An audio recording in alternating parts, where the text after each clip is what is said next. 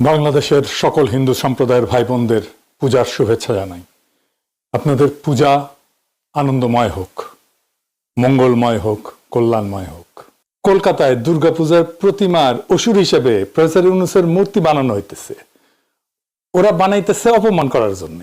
পশ্চিমবঙ্গের রাজনীতির মোটিভ নানা সময় দুর্গাপূজা প্রতিমা বানানোর সময় ব্যবহার করা হয়েছে। যাদেরকে তারা রাজনৈতিক শত্রু বলে জ্ঞান করে তাদেরকে অসুর হিসেবে চিহ্নিত করে, যেভাবে প্রফেসর ইউনূসকে করেছে। মোদীর ছাত্র সংগঠন গান্ধীকে অসুর বানাইছিল। করোনার টাইমে করোনারে অসুর হিসেবে দেখানো হয়েছিল, ডেমন হিসেবে দেখানো হয়েছিল। গার্ডিয়ানে নিউজ হয়েছিল এটা নিয়ে। আবার রাজনীতিতে যাদের হিরো হিসেবে দেখাতে চায় তাদেরকে দুর্গা বা দুর্গার বাহন হিসেবে দেখানো হয়। মমতার আদলে দুর্গা বানানো হয়েছে, মোদির মাকে দুর্গা, আবার মোদীকে দুর্গার বাহন সিংহ বানানো হয়েছে। তার মানে দুষ্ট লোক অসুর, ভালো লোক দুর্গা বা দুর্গার বাহন। নায়ক হইলে দুর্গা, ভিলেন হইলে অসুর।